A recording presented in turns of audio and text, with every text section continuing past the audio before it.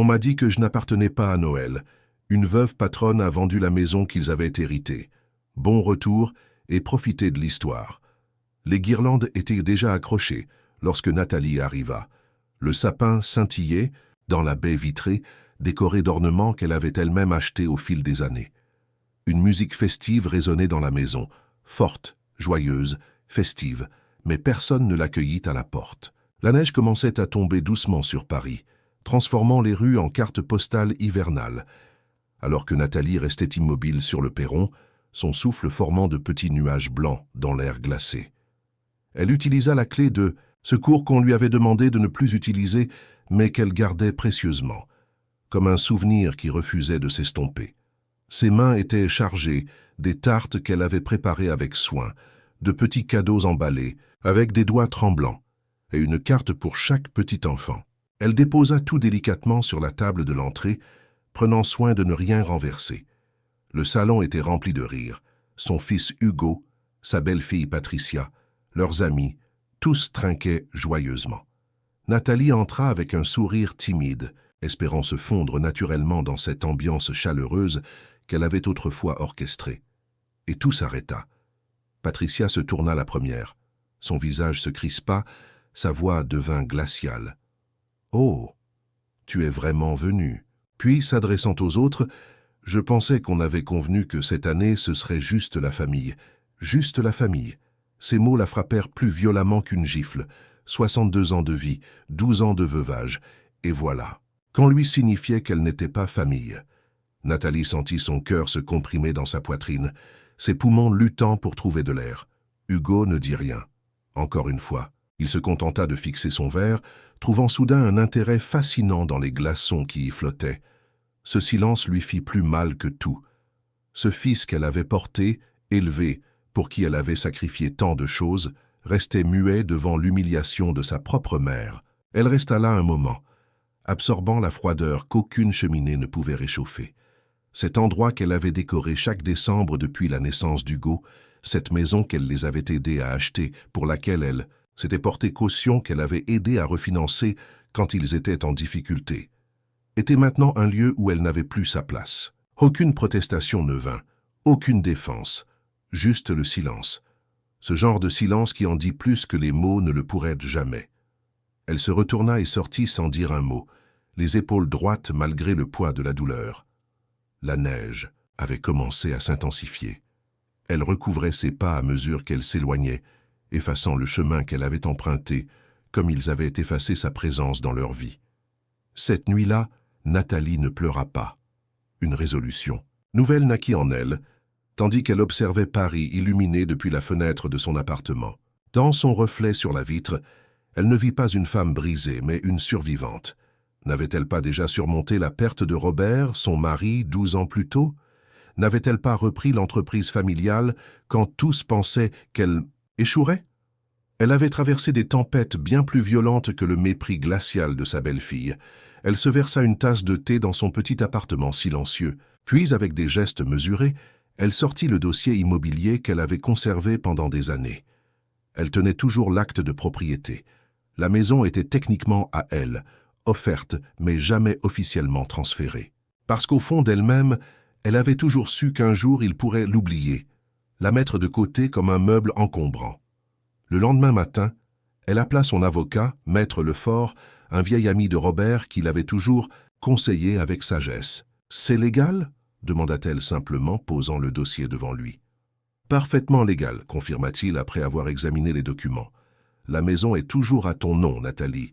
Ils vivent là-bas par ta grâce, pas par droit. » Elle hocha la tête, une décision cristalline se formant dans son esprit. Alors vends-la rapidement, discrètement. À la fin de la semaine, la maison était vendue, sans avertissement, sans adieu, juste une vente, rapide, propre, définitive. La nouvelle famille emménagea avant le nouvel an, un jeune couple avec un bébé en route. La femme pleura quand elle vit la cuisine. Elle dit qu'elle lui rappelait celle de sa grand-mère. Ils serrèrent Nathalie dans leurs bras comme si elle était une bénédiction, et leurs yeux brillaient d'une gratitude sincère pour cette chance inespérée d'acquérir une si belle demeure à un prix raisonnable. Pour la première fois depuis des années, Nathalie se sentit chez elle non pas dans un lieu physique, mais dans ce moment de connexion authentique avec des étrangers qui lui montraient plus de respect que sa propre famille. Si tu aimes l'histoire, tape 5 dans les commentaires et abonne-toi pour plus de vidéos comme celle-ci. Sinon, tape 0, cela m'aide à créer un contenu encore meilleur pour toi. On continue. Janvier s'installait sur Paris avec son manteau de froid et de grisaille. Dans son bureau directorial de Tissage Robert, l'entreprise textile familiale qu'elle dirigeait depuis la mort de son mari, Nathalie contemplait la ville à travers les larges baies vitrées. L'entreprise, spécialisée dans les tissus de haute qualité pour la mode de luxe, était son refuge, l'endroit où elle se sentait encore utile, respectée, nécessaire. Les ateliers bourdonnaient 3 étages plus bas, une ruche industrieuse où 50 employés œuvraient sous sa direction. Le téléphone sonna, brisant sa contemplation. C'était Jacqueline, sa secrétaire depuis 15 ans. « Madame, votre fils est ici. Il insiste pour vous voir immédiatement. » Nathalie sentit son cœur accélérer, mais sa voix resta calme. « Faites-le attendre 10 minutes, puis envoyez-le. » Elle avait anticipé cette confrontation.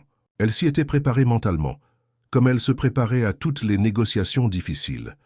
Quand Hugo entra enfin, son visage déformé par la colère et la panique, elle était prête. « Comment as-tu pu faire ça ?» explosa-t-il. Sans préambule, nous jeter dehors à peine une semaine après Noël, Patricia est effondrée, les enfants ne comprennent pas pourquoi ils ont dû quitter leur maison.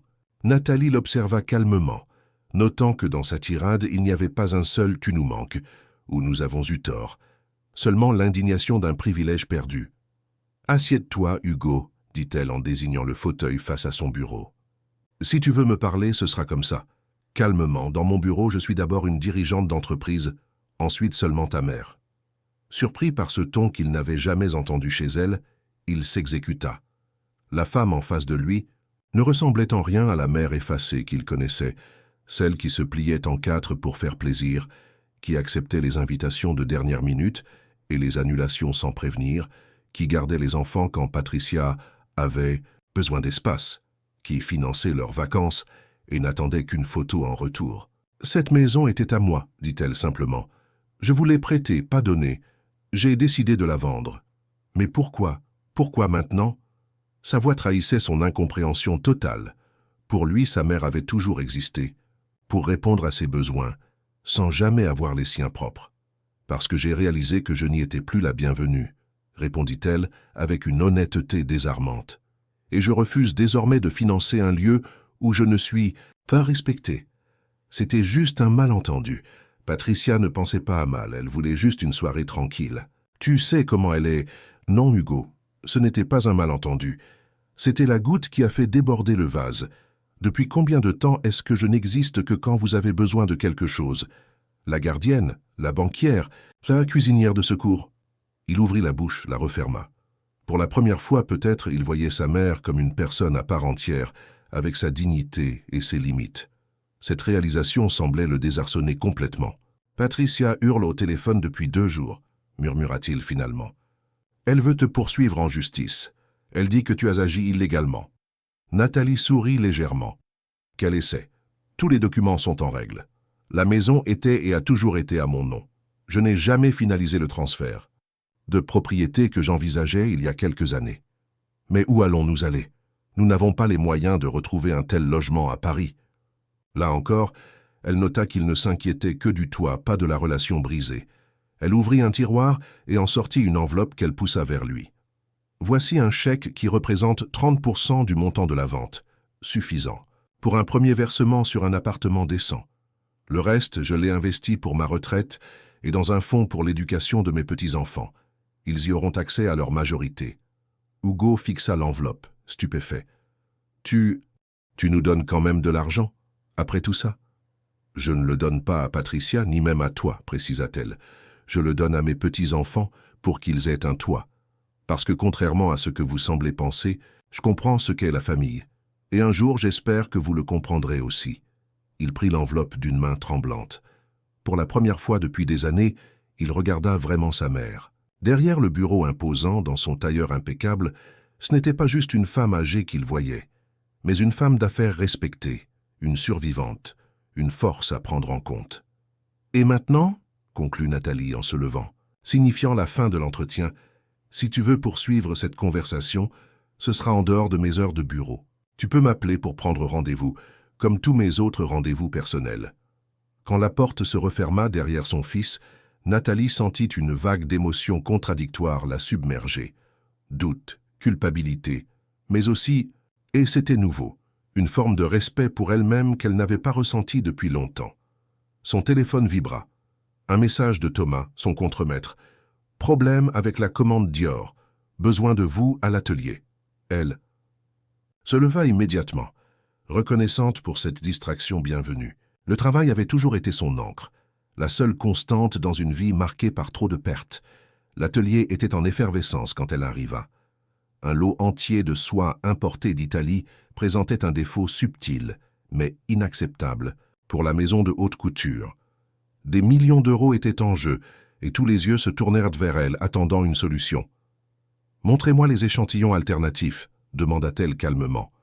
Et pendant les 3 heures qui suivirent, elle oublia tout le reste, plongée dans ce qu'elle faisait de mieux, résoudre des problèmes, diriger, décider.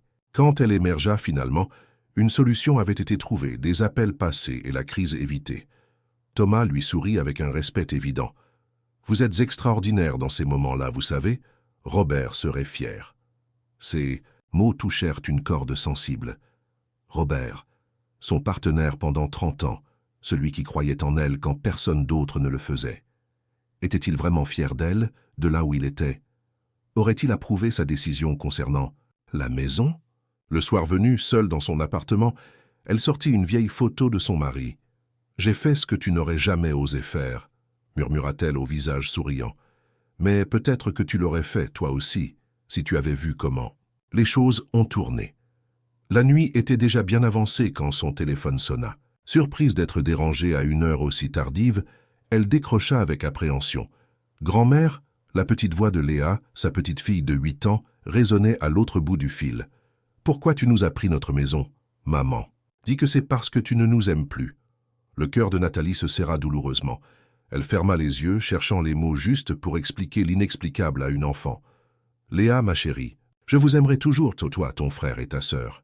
Toujours. Ce qui s'est passé entre les adultes est compliqué, mais ça ne change rien à l'amour que j'ai pour vous. Alors pourquoi on ne peut plus habiter dans la jolie maison?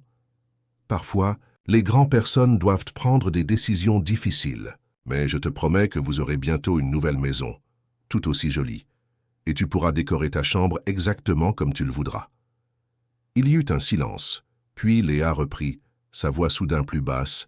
« Maman ne sait pas que je t'appelle. Elle a dit qu'on ne devait plus te parler. » Cette révélation fut comme un coup au cœur. Patricia utilisait donc les enfants comme des pions dans cette guerre qu'elle avait déclarée. Nathalie sentit la colère monter en elle, mais se força à la contenir. « Tu peux m'appeler quand tu veux, ma chérie. Je serai toujours là pour toi.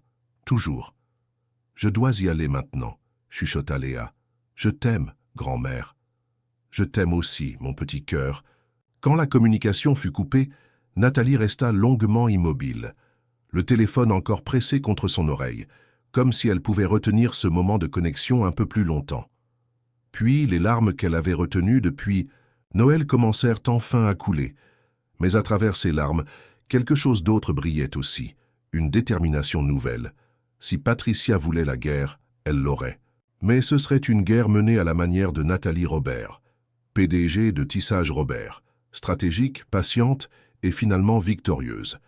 Demain, elle commencerait à planifier comment regagner l'accès à ses petits-enfants. Et personne, surtout pas une belle-fille rancunière, ne l'empêcherait de les voir grandir.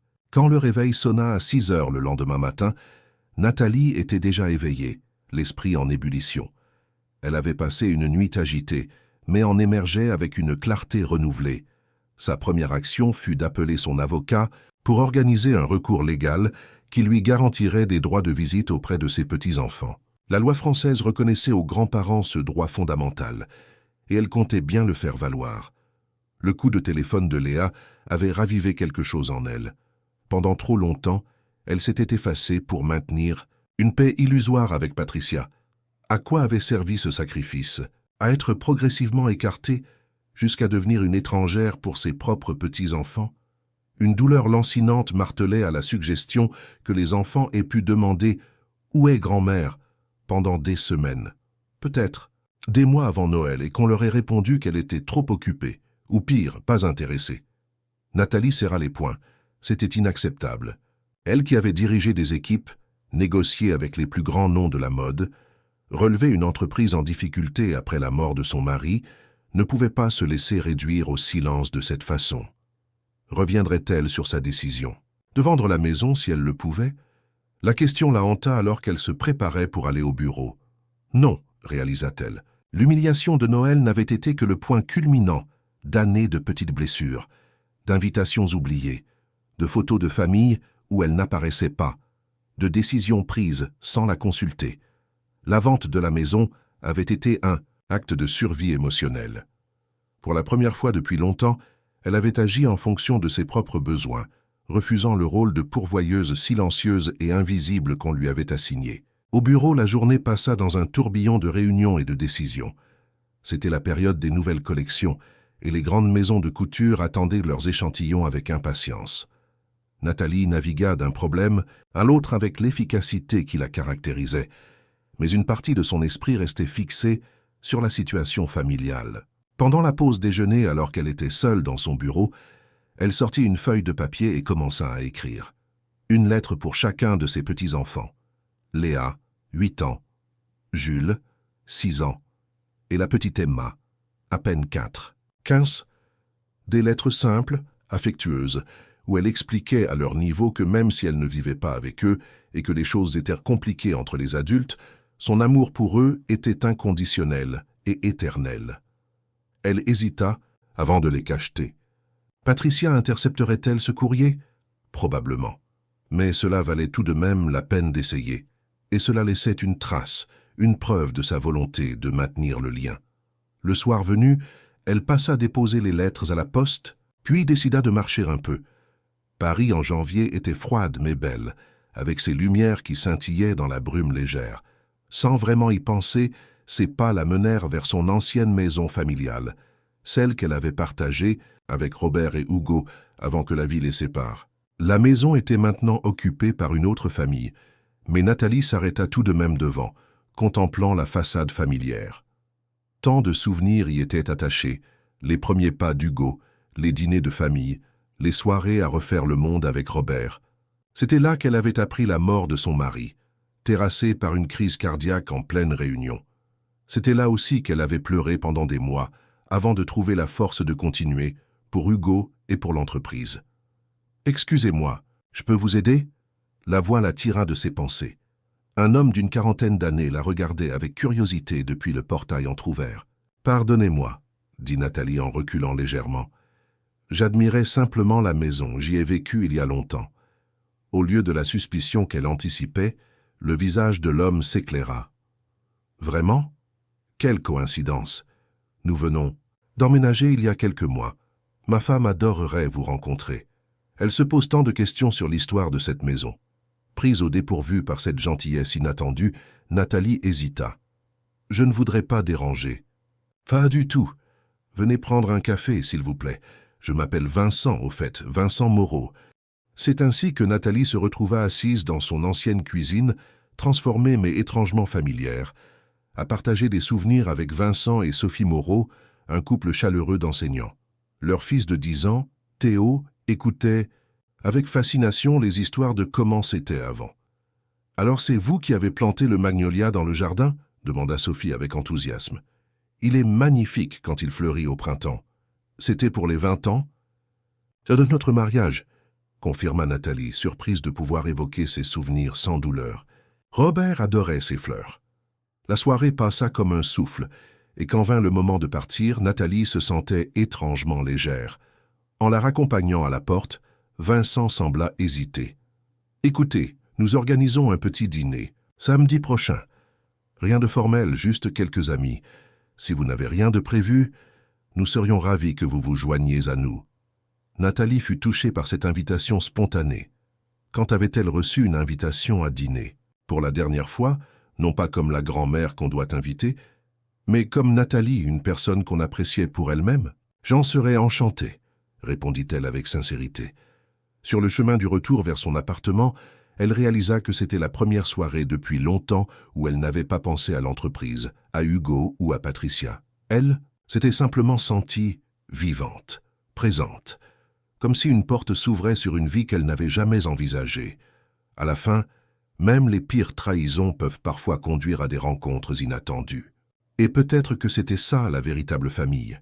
Non pas celle qu'on nous impose par le sang ou les alliances, mais celle qu'on choisit, qui nous accueille tels que nous sommes.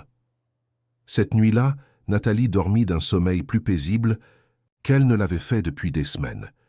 Et pour la première fois depuis le désastre de Noël, elle se sentit prête à envisager l'avenir.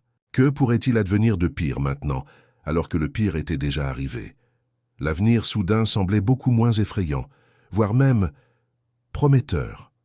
Puis, elle fut tirée en sursaut de son sommeil par la sonnerie stridente du téléphone. 3 heures du matin. Son cœur fit un bond dans sa poitrine. Ses appels nocturnes n'annonçaient jamais rien de bon. « Allô ?» répondit-elle, la voix tremblante. « Madame Robert ? Ici, l'hôpital Saint-Antoine. Nous avons votre fils Hugo Robert aux urgences. Vous êtes sa personne à contacter en cas d'urgence. » Le temps s'arrêta. Tous les ressentiments, toutes les tensions des dernières semaines s'évaporèrent instantanément, remplacées par une terreur primale. Que s'est-il passé? Est-ce qu'il va bien? Il a eu un accident de voiture. Son état est stable, mais il a demandé à vous voir. Que se passe-t-il quand celui qui vous a rejeté a soudainement besoin de vous? Quand Nathalie franchit les portes des urgences, 20 minutes plus tard, cette question tourbillonnait dans son esprit. La colère et l'inquiétude se disputaient la première place dans son cœur. Mais en voyant Hugo allongé sur ce lit d'hôpital, le visage tuméfié et le bras dans le plâtre, la mère en elle prit immédiatement le dessus. « Hugo !» Elle se précipita à son chevet, saisissant sa main libre. « Mon Dieu, que s'est-il passé ?» Son fils la regarda avec des yeux embués de larmes et de médicaments contre la douleur. « J'ai perdu le contrôle sur le périphérique. La voiture a fait un tonneau. Je ne sais pas ce qui s'est passé. » Nathalie lissa doucement ses cheveux, un geste qu'elle n'avait pas fait depuis qu'il était enfant. « L'important, c'est que tu sois vivant. Où est Patricia? Les enfants vont bien. » « Ils n'étaient pas avec moi, » murmura-t-il. « Patricia, elle est chez sa sœur avec les enfants. On s'est disputé ce soir, violemment. » Une infirmière s'approcha. « Madame, votre fils a subi un traumatisme crânien léger, mais nous souhaitons le garder en observation cette nuit. Vous pouvez rester si vous le souhaitez. » Nathalie acquiesça puis reporta son attention sur Hugo. Que s'est-il passé avec Patricia? Il détourna le regard, visiblement embarrassé. « Elle me reproche la perte de la maison. Elle dit que j'aurais dû te tenir tête, que j'aurais dû contester la vente. Elle parle de divorce, maman. » Le mot tomba lourdement entre eux. Divorce.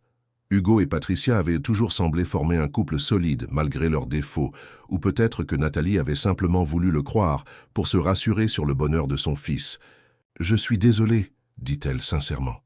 Malgré ses griefs contre Patricia, elle ne souhaitait pas voir la famille de son fils se désintégrer. « Je l'ai laissé prendre toutes les décisions, maman, » continua Hugo, la voix brisée. « Je savais que c'était mal de te traiter comme ça à Noël, mais je n'ai rien dit. Comme toujours. » « Pourquoi, Hugo ?» La question qu'elle retenait depuis des semaines s'échappa enfin. « Pourquoi m'as-tu laissé être humilié comme ça ?» Il ferma les yeux, une larme s'échappant au coin de sa paupière. « Parce que c'était plus facile. Parce que je savais que tu m'aimerais quand même. Parce que j'ai toujours su que je pouvais te faire du mal sans te perdre. » Sa candeur désarmante la laissa sans voix. Il y avait dans cet aveu une vérité douloureuse qu'elle n'avait jamais voulu admettre.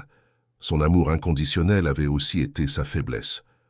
En acceptant tout sans jamais poser de limites, elle avait involontairement encouragé ce comportement. « Et maintenant ?» demanda-t-elle doucement. « Maintenant, j'ai tout perdu. Ma maison, probablement ma femme, peut-être même mes enfants si Patricia obtient la garde exclusive. Et je l'ai mérité. » Nathalie secoua la tête. « Non, tu as fait des erreurs, oui, mais tu mérites une chance de réparer ce qui peut l'être. » À quoi servait-il d'être riche et puissante dans son entreprise si elle ne pouvait utiliser cette force pour protéger ceux qu'elle aimait? En regardant son fils vulnérable dans ce lit d'hôpital, Nathalie sentit une résolution nouvelle se former en elle. « Écoute-moi, Hugo, » dit-elle en serrant sa main. « Voici ce que nous allons faire. Je vais appeler Patricia, lui dire que tu es à l'hôpital. Quelles que soient vos disputes, elle doit être informée. Ensuite, quand tu sortiras, tu viendras chez moi le temps de récupérer et de mettre de l'ordre dans tes idées. Tu ferais ça, après tout ce qui s'est passé? Je suis ta mère. Ça ne change jamais, quoi qu'il arrive. Elle resta à son chevet toute la nuit, comme elle l'avait fait tant de fois quand il était enfant et malade. Quand le soleil se leva, elle appela Patricia qui arriva 1 heure plus tard, les traits tirés et l'attitude défensive. « Il va bien ?» fut sa première question, adressée au médecin plutôt qu'à Nathalie. « Il est hors de danger. Quelques contusions, un bras cassé et une légère commotion. Il pourra sortir demain, » répondit Nathalie calmement. Les deux femmes se tenaient côte à côte dans le couloir, un gouffre invisible les séparant. C'était le moment parfait pour triompher, pour dire « Regarde ce que tu as provoqué ». Mais Nathalie réalisa soudain que cette victoire ne lui apporterait rien. « Patricia », dit-elle doucement, « je sais que tu me détestes en ce moment, mais nous avons 3 petits-enfants qui ont besoin de stabilité. Quoi qu'il se passe entre Hugo et toi, pouvons-nous au moins essayer de ne pas les utiliser comme des armes ?» Patricia la fixa longuement, ses yeux reflétant un mélange de colère et d'épuisement. « Tu as vendu notre maison. Tu sais ce que ça signifie pour une famille de perdre son toit? »« Oui, je sais, » répondit Nathalie sans détour, « et je réalise que ma réaction a été excessive. Mais sais-tu ce que ça signifie pour une mère d'être rejetée par son fils à Noël, d'entendre qu'elle ne fait pas partie de la vraie famille ?» Pour la première fois, quelque chose sembla fissurer le masque hostile de Patricia. « Je n'aurais jamais dû dire ça, » admit-elle à voix basse. « J'étais stressée, j'avais trop bu. Je voulais juste une soirée parfaite pour impressionner. Mes amis, et moi je n'aurais pas dû réagir aussi drastiquement, » concéda Nathalie. « Mais ce qui est fait est fait. Maintenant nous devons penser à l'avenir, aux enfants. » Patricia hocha la tête, vaincue. « Léa demande sans cesse après toi. Elle a pleuré pendant des jours quand nous avons dû quitter la maison. » Ces mots touchèrent le cœur de Nathalie. « Laisse-moi les voir, régulièrement. C'est tout ce que je demande. »« D'accord, » murmura Patricia. « Mais je ne te promets rien pour mon mariage avec Hugo. Ce n'était pas seulement la maison, il y a d'autres problèmes. Ce n'est pas à moi de juger votre relation, seulement à vous deux de décider ce qui est mieux. » Quand elles rentrèrent dans la chambre ensemble, Hugo sembla surpris de les voir coexister sans s'entretuer. Ce n'était pas la paix, pas encore, mais c'était un début. Au moment opportun pour maintenir la tension et la curiosité du spectateur, Nathalie aperçut une silhouette familière dans le couloir de l'hôpital. C'était Thomas, son contremaître de tissage Robert, l'air inquiet, un bouquet de fleurs, à la main. Que faisait-il là? Et pourquoi son cœur accélérait-il inexplicablement à sa vue? La semaine qui suivit fut un tourbillon d'activités pour Nathalie. Hugo s'installa temporairement dans sa chambre d'amis, encore faible mais en voie de guérison. Patricia venait déposer les enfants les mercredis après-midi et un week-end sur 2, un arrangement temporaire mais qui permettait à Nathalie de renouer avec ses petits-enfants. Le petit appartement de Nathalie, autrefois si calme, résonnait maintenant de rires d'enfants et de conversations animées. Léa était la plus expressive dans sa joie de retrouver sa grand-mère. Jules restait un peu plus réservé, tandis que la petite Emma ne semblait pas comprendre tous les bouleversements récents. « Grand-mère, tu vas nous racheter notre maison ?» demanda Léa un jour, alors qu'elles préparèrent des cookies ensemble. Nathalie hésita, cherchant les mots justes. « Non, ma chérie, cette maison appartient à d'autres personnes maintenant, une gentille famille. Mais parfois, perdre quelque chose nous permet de trouver autre chose, quelque chose qu'on ne cherchait même pas. Comme quoi? Comme du temps ensemble. Avant, je vous voyais peu. Maintenant, nous avons des jours entiers pour faire des cookies, lire des histoires, dessiner. » La petite fille sembla réfléchir sérieusement à cette réponse. « Alors, c'est mieux maintenant ?»« Différent, » corrigea doucement Nathalie. « Ni mieux ni pire, juste différent, et c'est à nous de rendre ce différent aussi beau que possible. » Ce soir-là, après avoir couché les enfants, Nathalie trouva Hugo assis sur le balcon, contemplant les lumières de Paris. Sa présence constante chez elle depuis l'accident avait créé une étrange intimité entre eux, comme s'ils réapprenaient à se connaître. « Les enfants sont endormis », annonça-t-elle en s'asseyant près de lui. Il hocha la tête distraitement. « Patricia m'a appelé. Elle veut qu'on essaie une thérapie de couple. Et qu'en penses-tu? Je ne sais pas si notre mariage peut être sauvé. Mais pour les enfants, je suis prêt à essayer. » Il se tourna vers elle. « Maman, je suis désolé pour tout. Pour Noël, pour avoir laissé Patricia te traiter comme ça pendant des années. Pour avoir pris ton soutien pour acquis. Chut, l'interrompit-elle en posant une main sur son bras. Tu n'es plus un enfant qui doit être réprimandé. Tu es un homme qui fait face aux conséquences de ses choix. Et tu apprends. C'est tout, ce qu'un parent peut demander. Ils restèrent ainsi en silence, regardant la ville scintiller sous eux. Tant de non-dits flottaient encore entre eux, tant de blessures à penser. Mais pour la première fois depuis longtemps, Nathalie sentait qu'ils avançaient dans la bonne direction. Le lendemain matin, elle fut surprise de trouver Thomas qui l'attendait devant son immeuble avec 2 cafés à emporter. « Je me suis dit que vous pourriez avoir besoin d'un remontant avant d'affronter la journée », expliqua-t-il avec un sourire chaleureux. Depuis l'accident d'Hugo, Thomas s'était montré exceptionnellement attentionné, prenant sur lui certaines de ses responsabilités à l'entreprise, lui apportant régulièrement des nouvelles de l'atelier, et maintenant, ceci. « Merci, c'est très gentil », dit-elle en acceptant le café. « Mais comment saviez-vous où j'habite ?» Il parut soudain embarrassé. « C'est dans votre dossier personnel, au bureau. J'espère que ce n'est pas déplacé. »« Non, c'est agréable. » Et à sa propre surprise, elle le pensait vraiment. À 58 ans, après 12 ans de veuvage, elle n'avait jamais envisagé qu'un homme puisse à nouveau s'intéresser à elle de cette façon. Et surtout, qu'elle puisse apprécier cette attention. Ils marchèrent ensemble vers le métro, parlant de tout et de rien, et pour la première fois depuis des semaines, Nathalie se sentit légère, presque insouciante. Thomas avait 10 ans de moins qu'elle, mais dans sa façon de la regarder, il n'y avait ni pitié ni condescendance, juste une admiration sincère qui réchauffait quelque chose de longtemps éteint en elle. À mi-chemin, son téléphone sonna. C'était Vincent Moreau, le nouveau propriétaire de son ancienne maison familiale. « Nathalie, je suis désolé de vous déranger, mais nous avons trouvé quelque chose qui pourrait vous intéresser en rénovant. La cave. Une vieille malle avec des photos et des documents. Je pense qu'ils appartenaient à votre famille. » Son cœur fit un bond. Cette malle, elle l'avait complètement oubliée. Robert y conservait tous leurs souvenirs d'avant Hugo, leurs lettres d'amour, leurs photos de voyage, des reliques d'une vie antérieure que la routine et les responsabilités avaient progressivement étouffées. « Je passerai la récupérer ce soir si cela vous convient, » répondit-elle, la voix légèrement tremblante. En raccrochant, elle remarqua le regard interrogateur de Thomas. « Une partie de mon passé qui refait surface, » expliqua-t-elle simplement. « Voulez-vous que je vous accompagne ?» offrit-il. « Parfois, affronter le passé est plus facile à 2. » Sa proposition la toucha profondément. Depuis combien de temps? N'avait-elle pas eu quelqu'un qui s'inquiétait ainsi pour elle, qui offrait son soutien sans rien attendre en retour? « J'aimerais beaucoup, » admit-elle doucement. Ce soir-là, ils se retrouvèrent devant l'ancienne maison familiale.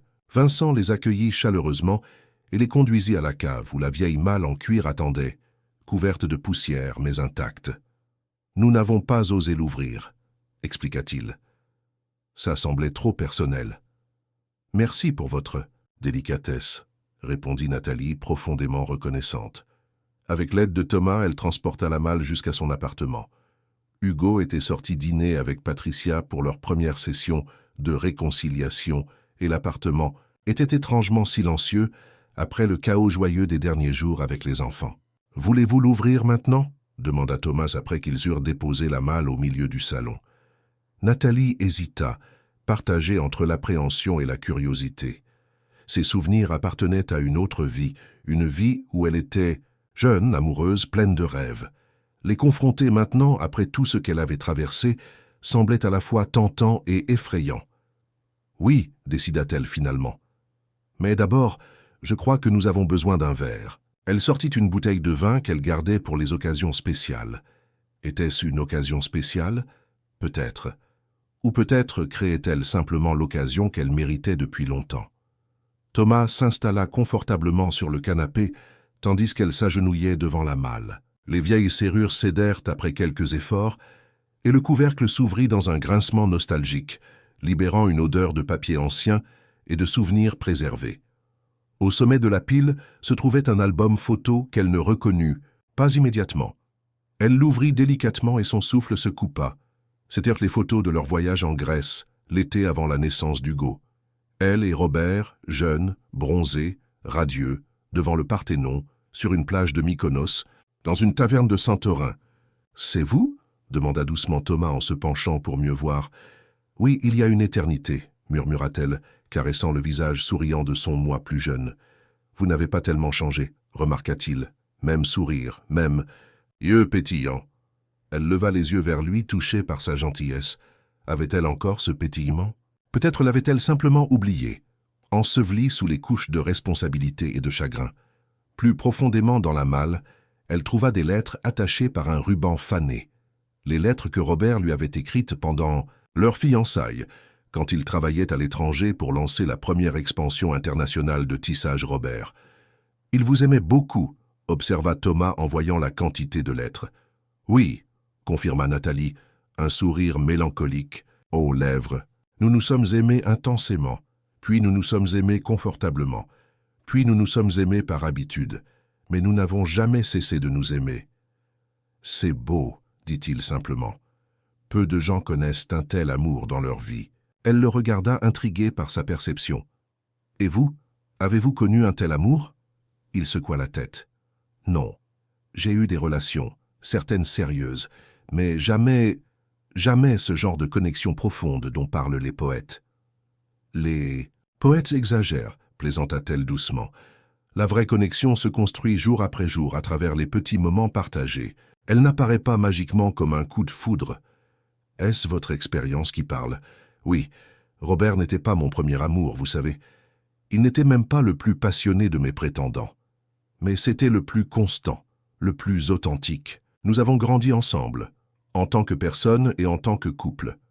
La conversation dériva naturellement, tandis qu'ils exploraient ensemble le contenu de la malle, des tickets de cinéma jaunis, des cartes postales, de vieilles factures, de restaurants où ils avaient célébré des anniversaires. La vie simple mais riche d'un couple ordinaire qui s'était aimé malgré les obstacles. « J'ai l'impression de faire connaissance avec une nouvelle Nathalie ce soir », confessa Thomas, après quelques verres de vin. « Pas seulement la PDG imperturbable que tout le monde admire à l'atelier, mais une femme avec une histoire, des rêves, des regrets. Cette Nathalie-là existe toujours, admit-elle. Elle était juste en hibernation depuis un moment. Avez-vous déjà ressenti cette sensation étrange de redécouvrir une partie de vous-même que vous pensiez perdue? Ou connaissez-vous quelqu'un qui a vécu une telle renaissance émotionnelle après une période difficile? Partagez votre expérience dans les commentaires. La soirée s'éternisa, les bouteilles de vin se vidèrent, et bientôt, Thomas et Nathalie se retrouvèrent assis côte à côte sur le tapis, entourés de souvenirs éparpillés, partageant des histoires de leur vie avec une aisance qui semblait défier le temps et les conventions. « Il se fait tard », remarqua finalement Thomas en regardant sa montre avec regret. « Je devrais probablement rentrer. » Nathalie acquiesça bien que quelque chose en elle souhaitait prolonger ce moment. Cette soirée avait été comme une bulle hors du temps, un répit bienvenu dans la tempête émotionnelle des dernières semaines. « Merci d'avoir partagé ces souvenirs avec moi », dit-il en se levant. « C'était un privilège. » Elle le raccompagna jusqu'à la porte, soudain consciente de la proximité de leur corps dans l'étroit couloir de l'entrée. À 58 ans, elle se sentait ridiculement comme une adolescente, incertaine du protocole, des attentes, de ses propres désirs. « Bonne nuit, Thomas », dit-elle finalement, optant pour la sécurité d'une simple salutation. « Bonne nuit, Nathalie ». Il hésita un instant, puis se pencha pour déposer un léger baiser sur sa joue, un geste chaste, amical, mais qui laissa une empreinte brûlante sur sa peau. Quand la porte se referma derrière lui, Nathalie resta immobile un long moment, la main posée là où ses lèvres l'avaient touchée. Elle n'avait pas prévu ça. Aucun de ces bouleversements récents n'était prévu. La rupture avec Hugo et Patricia, la vente de la maison, ce rapprochement inattendu avec Thomas, sa vie, autrefois si ordonnée, si prévisible, semblait maintenant suivre un scénario qu'elle n'avait pas écrit. Et pourtant, étrangement, elle ne se sentait pas anxieuse. Pour la première fois depuis des années, elle se sentait vivante, comme si chaque cellule de son corps s'était soudain réveillée d'un long sommeil. Le lendemain était un samedi, et les enfants devaient passer la journée avec elle. Elle se réveilla tôt, l'esprit étrangement clair malgré le vin de la veille. Les souvenirs exhumés de la malle dansaient encore dans ses pensées, mais ils semblaient maintenant moins comme des fantômes mélancoliques et plus comme des amis, bienveillants, des témoins silencieux de sa capacité à aimer et à être aimé. La sonnette retentit à 9 heures précises. Patricia était toujours ponctuelle, au moins pour ça. Nathalie ouvrit la porte, prête à accueillir la tornade d'énergie que représentaient ses 3 petits-enfants. Mais au lieu des visages excités des enfants, elle trouva Patricia seule, l'air grave. « Où sont les enfants ?» demanda immédiatement Nathalie, un serrement d'inquiétude lui nouant l'estomac. « Chez ma mère », répondit Patricia en entrant sans y être invitée. « Nous devons parler, Nathalie. » L'utilisation de son prénom plutôt que le « belle-maman » habituel, toujours prononcé avec une légère condescendance, était déjà un signe que quelque chose avait changé. « Je t'écoute », dit Nathalie en la guidant vers le salon, où les traces de la soirée précédente étaient encore visibles. La malle ouverte, les photos éparpillées, les 2 verres de vin abandonnés. Patricia examina la scène avec curiosité, mais ne fit aucun commentaire. Elle s'assit au bord du canapé, le dos raide, les mains serrées sur ses genoux. « Hugo m'a tout dit hier soir », commença-t-elle sans préambule. « Tout dit à propos de quoi ?» demanda prudemment Nathalie.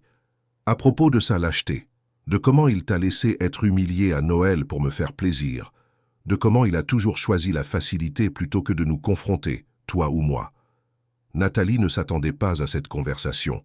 Elle avait anticipé des reproches, des accusations, peut-être même une tentative de limiter son accès aux enfants. Pas ça. « Nous avons parlé toute la nuit, » continua Patricia, « vraiment parlé, pour la première fois depuis des années, et j'ai réalisé que j'ai été injuste envers toi. » Ces mots semblaient lui coûter, comme si chacun était arraché contre sa volonté. Mais ils étaient sincères, Nathalie pouvait le sentir. « J'étais jalouse, » admit Patricia, les yeux baissés. « Jalouse de ta relation avec les enfants, de ton succès professionnel, de comment Hugo te regardait avec admiration, même quand il n'osait pas te défendre. Et j'ai transformé cette jalousie en ressentiment, puis en cruauté. » Nathalie resta silencieuse, donnant à sa belle-fille l'espace dont elle avait besoin pour continuer. « Quand tu as vendu la maison, j'étais furieuse. Je voulais te faire payer. Mais hier soir, Hugo m'a raconté comment tu l'as accueilli après l'accident, comment tu as été là pour lui malgré tout. » Sa voix se brisa légèrement. « Je n'aurais pas pu faire ça, je ne suis pas comme ça. » « Patricia, » intervint doucement Nathalie, « nous sommes toutes les deux des femmes fortes à notre façon. Et parfois, les personnes fortes ont du mal à partager leur territoire. » Patricia leva finalement les yeux et Nathalie fut surprise d'y voir des larmes. « Hugo et moi allons essayer de sauver notre mariage, pour les enfants et aussi pour nous, mais je voulais que tu saches que je suis désolé, et que tu seras toujours la bienvenue chez nous, où que nous vivions. » Ces mots simples, prononcés sans fioriture mais avec une sincérité palpable, touchèrent Nathalie plus profondément que n'importe quel long discours aurait pu le faire. Elle n'effaçait pas les années de tension, les petites cruautés, l'humiliation de Noël. Mais ils offraient quelque chose de précieux, un nouveau départ. « Merci », dit-elle simplement, « ça signifie beaucoup pour moi. » Patricia hocha la tête puis remarqua les photos éparpillées. « Ce sont toi et Robert ?»« Oui », confirma Nathalie. « Des souvenirs que j'avais presque oubliés. Ils te ressemblaient, » observa Patricia en examinant une photo où Robert souriait à l'objectif, les bras croisés avec confiance. « Hugo, je veux dire, il a tes yeux, mais le sourire et la posture de son père. » C'était la première fois que Patricia reconnaissait cette filiation, cette continuité entre les générations que Nathalie avait toujours chérie. Ce petit commentaire, apparemment anodin, était peut-être le plus grand pas vers la réconciliation. « Les enfants sont impatients de te voir, » reprit Patricia en se levant. « Je leur ai dit que nous passerions te chercher pour aller au parc tous ensemble. Si ça te convient. »« J'en serais ravie, » répondit Nathalie, sincèrement touchée, par cette invitation qui symbolisait bien plus qu'une simple sortie familiale. Alors que Patricia se dirigeait vers la porte, elle s'arrêta soudain et se retourna. « Au fait, qui était avec toi hier soir ?» demanda-t-elle avec un petit sourire complice, désignant les 2 verres de vin. Pour la première fois depuis qu'elle connaissait Patricia, Nathalie vit dans cette question non pas un jugement ou une intrusion, mais une tentative maladroite de connexion féminine, presque amicale. « Un ami », répondit-elle simplement, « un nouvel ami. » Patricia sourit, un vrai sourire cette fois, Je suis heureuse pour toi, Nathalie, vraiment. » Quand la porte se referma, Nathalie resta immobile un moment, assimilant tout ce qui venait de se passer. La vie ne cessait de la surprendre ces derniers temps. Après des années de stagnation émotionnelle, tout semblait soudain se mettre en mouvement, comme un ruisseau gelé au printemps. Elle se dirigea vers la malle pour ranger les souvenirs éparpillés. En soulevant un vieil album, une enveloppe jaunie tomba sur le sol. Son nom y était inscrit de l'écriture soignée de Robert. Curieuse, elle l'ouvrit et en sortit une lettre datée de quelques semaines avant sa mort. « Ma chère Nathalie, commençait-elle, si tu lis ceci, c'est que je ne suis plus là pour te le dire en personne. Il y a des choses que nous remettons, toujours à plus tard, pensant que nous avons tout le temps du monde. » Les larmes aux yeux, Nathalie s'assit pour lire cette dernière lettre de son mari, ces mots qu'il avait écrits pressentant peut-être sa fin prochaine. C'était une lettre d'amour, simple et directe, mais aussi une lettre d'encouragement. « Ne vis pas dans le passé, mon amour, » écrivait-il. « Tu as tant à offrir, tant à vivre encore. Promise-moi de ne pas laisser notre histoire t'empêcher d'en écrire de nouvelles. Promise-moi de rester ouverte au bonheur, quelle que soit sa forme. » Ces mots résonnèrent en elle comme une bénédiction posthume, un permis d'avancer qu'elle ne savait pas avoir attendu pendant toutes ces années. Quand elle rejoignit Patricia, Hugo et les enfants pour leur sortie au parc ce jour-là, Nathalie se sentait différente, plus légère, plus présente, comme si elle avait enfin reçu la permission de tourner une page sans pour autant oublier ce qui y était écrit. « Grand-mère, regarde-moi » cria Léa en tournoyant sur le manège. Jules construisait un château de sable complexe dans le bac à sable, tandis que la petite Emma, perchée sur les épaules d'Hugo, riait aux éclats. Patricia s'approcha et s'assit sur le banc à côté d'elle. « Il t'adore, tu sais, » dit-elle, doucement. « Pendant toutes ces semaines où nous t'avons tenu à l'écart, ils n'ont pas cessé de demander après toi. »« Les enfants ont souvent plus de sagesse que nous, » répondit Nathalie. « Ils savent ce qui compte vraiment. » Elles regardèrent ensemble la scène devant elles, Hugo jouant avec les enfants, semblant plus jeune et plus insouciant qu'il ne l'avait été depuis des années. Était-ce l'accident qui avait provoqué ce changement en lui, ou peut-être la perspective de perdre sa famille? Quelle qu'en soit la raison, le changement était palpable. Le téléphone de Nathalie vibra dans sa poche, un message de Thomas. « Pensez-vous toujours à ce dîner demain soir ?» Elle sourit en répondant « Simplement, avec plaisir. » La vie continuait différemment, mais peut-être mieux qu'avant. Les blessures de Noël n'étaient pas complètement guéries. De telles blessures ne disparaissent jamais entièrement, mais elles commençaient à se transformer en cicatrices, en marques d'expérience, plutôt qu'en douleurs vives. Et, parfois, c'est tout ce qu'on peut demander. Non pas un effacement du passé, mais une intégration dans un présent plus riche, plus nuancé, où même les moments les plus sombres contribuent à la tapisserie complexe de nos vies. Qu'arrivera-t-il à Nathalie et Thomas? Leur amitié naissante évoluera-t-elle vers quelque chose de plus profond? Et Hugo et Patricia réussiront-ils à reconstruire leur mariage sur des bases plus solides, plus authentiques? L'avenir était incertain, mais pour la première fois depuis longtemps, Nathalie l'envisageait avec curiosité, plutôt qu'avec appréhension.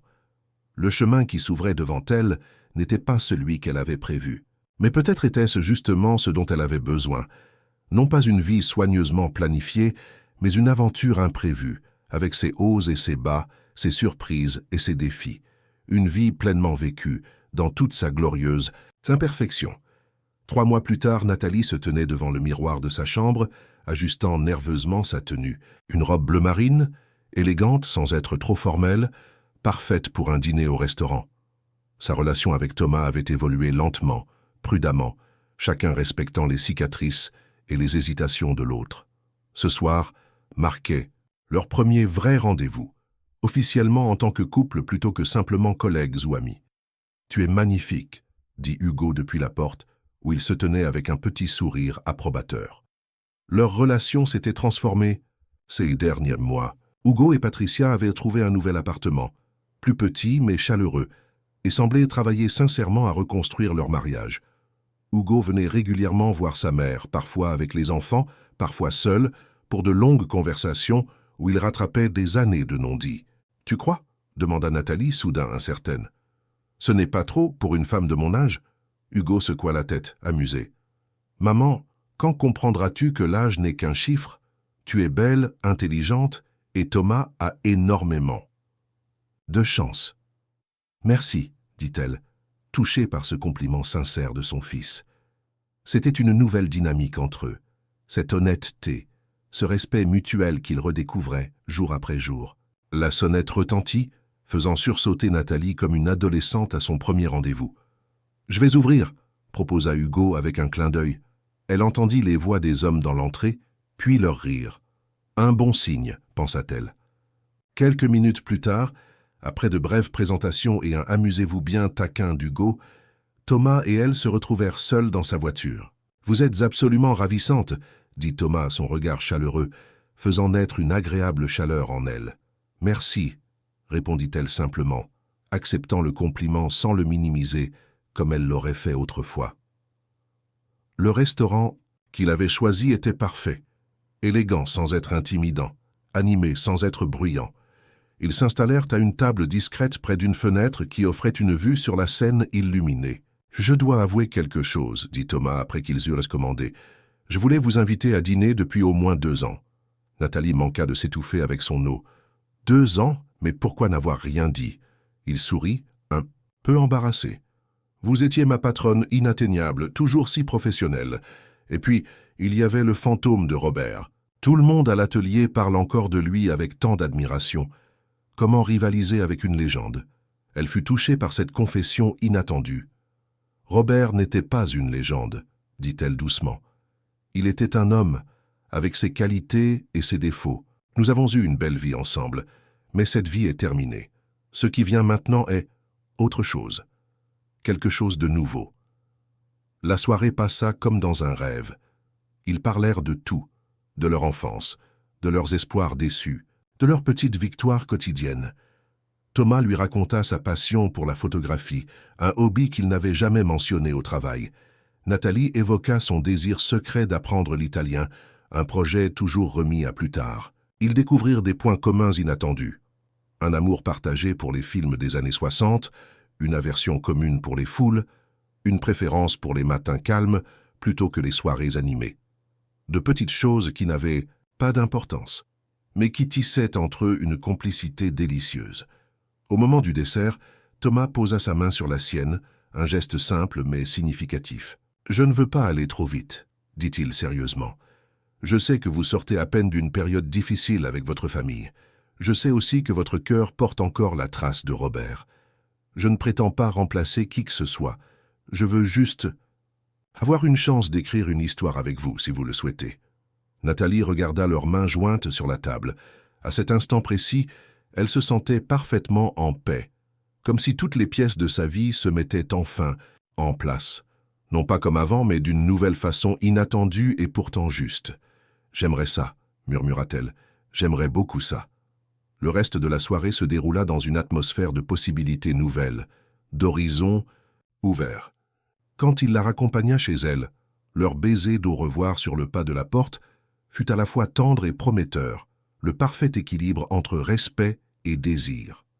À l'intérieur, Nathalie trouva un message de Patricia sur son répondeur. « Les enfants veulent savoir si tu es libre demain pour une journée au zoo. Rappelle-nous. » En se préparant pour la nuit, Nathalie ne put s'empêcher de sourire. Qui aurait cru, en ce terrible soir de Noël, où elle s'était sentie si rejetée, si invisible, que la vie lui réservait encore tant de surprises. Le lendemain était dimanche, et comme promis, Nathalie passa la journée au zoo avec Hugo, Patricia et les enfants. L'ambiance entre les adultes était détendue, presque amicale, un changement que les enfants percevaient clairement et qui les rendait plus joyeux encore. « Alors comment était ton rendez-vous » demanda Patricia avec une curiosité sincère, alors qu'elles observaient Hugo aider les enfants à nourrir les chèvres dans la ferme pédagogique. « C'était parfait », admit Nathalie, surprise de se confier ainsi à sa belle-fille, autrefois son adversaire la plus acharnée. « Je suis contente pour toi, » dit Patricia, et le plus étonnant était qu'elle semblait vraiment le penser. « Tu mérites d'être heureuse. » Ces mots simples, venant de cette source inattendue, touchèrent Nathalie profondément. « Toi aussi, Patricia, » répondit-elle doucement. « Vous tous. » Le moment opportun pour maintenir l'attention et la curiosité du spectateur, une notification apparut sur le téléphone de Nathalie. Un message de Vincent Moreau, l'actuel propriétaire de son ancienne maison. « Bonjour Nathalie, Ma femme et moi organisons un barbecue ce week-end et nous serions ravis que vous veniez. Avec l'ami dont vous nous avez parlé? À bientôt, j'espère. Nathalie sourit en lisant ce message. Sa vie prenait décidément des tournants inattendus. L'ancienne maison, autrefois source de tant de douleur, devenait maintenant le lieu d'une amitié nouvelle et sincère avec les Moreau. Un autre cercle qui se fermait, une autre blessure qui se transformait en quelque chose de positif. Le chemin de la guérison n'était pas linéaire. Il y aurait encore des jours difficiles, des souvenirs douloureux, des moments de doute. Mais pour la première fois depuis longtemps, Nathalie voyait clairement que la vie ne s'arrêtait pas aux blessures, aussi profondes soient-elles. Elle continuait, se transformait, offrait de nouvelles chances à ceux qui avaient le courage de les saisir. 6 mois passèrent, rythmés par les saisons qui changèrent Paris, le printemps avec ses cerisiers en fleurs, puis l'été avec ses longues soirées dorées. La relation entre Nathalie et Thomas s'épanouissait lentement, sans précipitation, mais avec une sincérité qui la rendait chaque jour plus solide. Un matin de juillet, alors qu'ils prenaient leur café sur le balcon de l'appartement de Nathalie, devenu leur refuge de week-end, Thomas lui tendit une enveloppe. « Qu'est-ce que c'est » demanda-t-elle, intriguée par son air mystérieux. « Ouvre » l'encouragea-t-il avec un sourire. À l'intérieur se trouvaient 2 billets d'avion pour Athènes, datés de septembre. « Grèce » murmura-t-elle, stupéfaite. « Tu m'as montré ces photos de toi et Robert en Grèce, » expliqua-t-il doucement. « Tu avais cette lumière dans les yeux quand tu en parlais. Je me suis dit que peut-être tu aimerais y retourner, créer de nouveaux souvenirs tout en honorant les anciens. » Les larmes aux yeux, Nathalie fut touchée par cette attention, par cette compréhension profonde de qui elle était vraiment.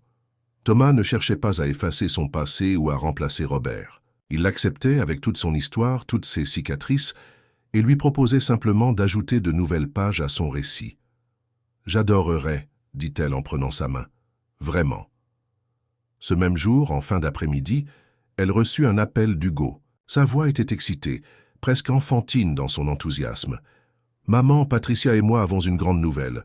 On voulait te l'annoncer en personne, mais je n'arrive pas à attendre. Nous allons avoir un bébé. Un 4e petit enfant. Une nouvelle vie qui se préparait, un nouveau chapitre pour toute la famille. » Nathalie sentit une vague de joie pure la traverser. « Oh, Hugo, c'est merveilleux. Comment va Patricia? Quand est prévu l'accouchement? » « Début février. Elle va bien, juste un peu de nausée matinale.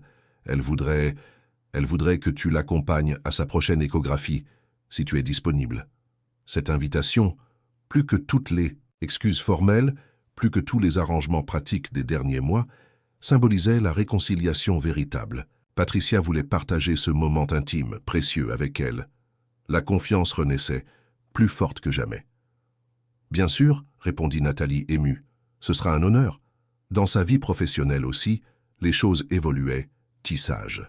Robert prospérait sous sa direction, et elle commençait à envisager de former Hugo pour qu'il prenne progressivement plus de responsabilités dans l'entreprise familiale. Non pas qu'elle voulait se retirer, elle aimait trop son travail pour cela, mais elle souhaitait plus d'équilibre, plus de temps pour ces nouvelles joies qui fleurissaient dans sa vie personnelle. L'automne arriva, et avec lui, le voyage en Grèce. Santorin les accueillit avec son ciel d'un bleu impossible et ses maisons blanches accrochées à la falaise. Mais cette fois, Nathalie ne vit pas les îles à travers le filtre de la nostalgie ou du regret. Elle les découvrit à nouveau, différemment, avec la maturité et la sérénité que les années lui avaient apportées. Un soir, assis sur leur terrasse face au célèbre coucher de soleil, Thomas sortit un petit écrin de sa poche. « Ce n'est pas ce que tu crois, » dit-il rapidement, en voyant son expression surprise. « Pas encore, du moins, sauf si tu le souhaites. C'est juste un symbole. » À l'intérieur se trouvait une simple bague en argent, ornée d'une pierre bleue comme la mer Égée. « Pour te rappeler que les deuxièmes chances existent, » expliqua-t-il, « que la vie peut nous surprendre à tout âge, que l'amour a de nombreuses formes et de nombreux visages. » Nathalie prit la bague avec émotion. Elle n'était pas prête pour un remariage, pas encore, et Thomas le respectait. Mais ce geste, cette promesse ouverte d'un avenir ensemble, sans pression ni condition, était exactement ce dont elle avait besoin. « Elle est parfaite, » murmura-t-elle en glissant la bague à son doigt. Puis, avec un sourire taquin, « Mais ne pense pas que ça te dispense de me faire une vraie demande un jour. » Thomas rit, son visage illuminé par le soleil couchant et le bonheur simple de ce moment partagé. « J'attendrai le moment parfait, promit-il. Nous avons tout le temps du monde. Le retour à Paris fut doux amer, comme tous les retours de vacances parfaites. Mais la vie qui les attendait était riche de promesses. La grossesse de Patricia qui progressait bien, les enfants qui grandissaient, l'entreprise qui prospérait, et cette relation naissante entre eux, solide et tendre à la fois. Un soir, de novembre, alors que le froid s'installait sur la ville, Thomas surprit Nathalie avec une proposition inattendue. « Et si nous cherchions un endroit à nous ? Un nouveau départ dans un lieu qui n'appartiendrait ni à ton passé ni au mien, mais à notre présent commun ?» L'idée était audacieuse, excitante.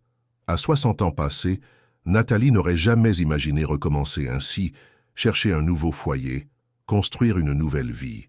Mais n'était-ce pas justement le miracle de l'existence, cette capacité à se réinventer, à chaque âge, à chaque étape ?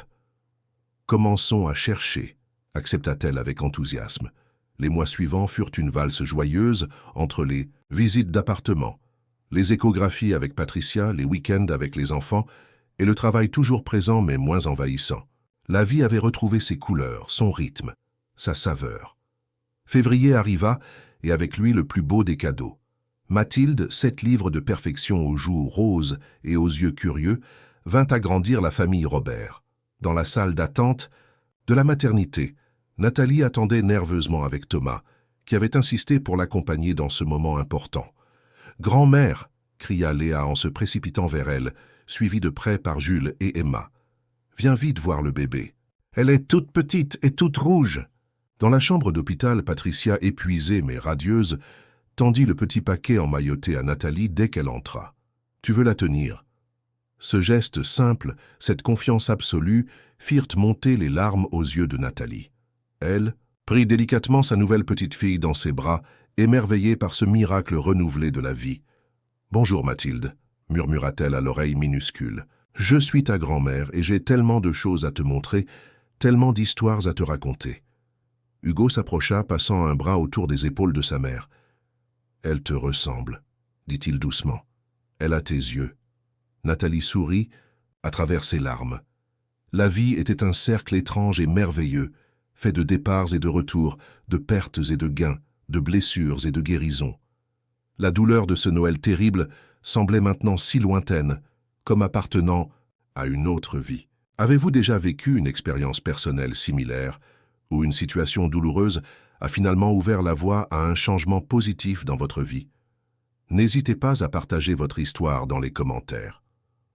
Le printemps revint, à Paris, et avec lui une dernière surprise. Nathalie et Thomas avaient enfin trouvé leur appartement idéal, spacieux mais chaleureux, avec une terrasse verdoyante et une vue sur les toits parisiens. Le jour de leur emménagement, toute la famille était présente pour aider, dans un joyeux chaos de cartons et de meubles. Patricia s'approcha de Nathalie alors qu'elles déballaient ensemble la vaisselle dans la cuisine. « Je me souviens encore de ce Noël, » dit-elle doucement, « de ces mots terribles que j'ai prononcés, juste la famille. Quelle ironie, n'est-ce ? » Nathalie la regarda, surprise par cette référence inattendue à un souvenir douloureux. « Regarde-nous maintenant, » continua Patricia en désignant la scène autour d'elle. Hugo et Thomas qui montaient une étagère ensemble, les enfants qui exploraient avec excitation chaque recoin du nouvel appartement, le bébé Mathilde qui dormait paisiblement dans son couffin. C'est ça la vraie famille. Celle qu'on choisit, celle qu'on construit, celle qu'on répare quand elle se brise. Nathalie sentit son cœur se gonfler de gratitude. « Oui » acquiesça-t-elle simplement. « C'est exactement ça. » Ce soir-là, quand tous furent partis et que l'appartement retrouva le calme, Nathalie et Thomas s'installèrent sur leur nouvelle terrasse. La nuit était douce. Les lumières de Paris scintillaient autour d'eux comme des milliers d'étoiles terrestres. « Heureuse ?» demanda Thomas en lui tendant un verre de vin. « Plus que je ne l'aurais imaginé possible » répondit-elle sincèrement. « Ce n'était pas une fin » réalisa Nathalie en contemplant la ville qu'elle aimait. C'était un nouveau commencement. À 60 ans passés, sa vie s'ouvrait sur des horizons qu'elle n'avait jamais envisagés. L'amour avait pris un nouveau visage. Sa famille s'était transformée et élargie, son travail évoluait vers une nouvelle phase.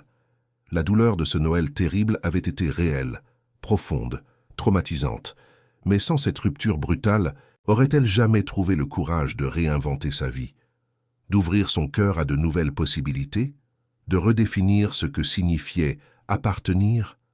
Parfois, les plus grandes blessures nous conduisent vers les plus belles transformations.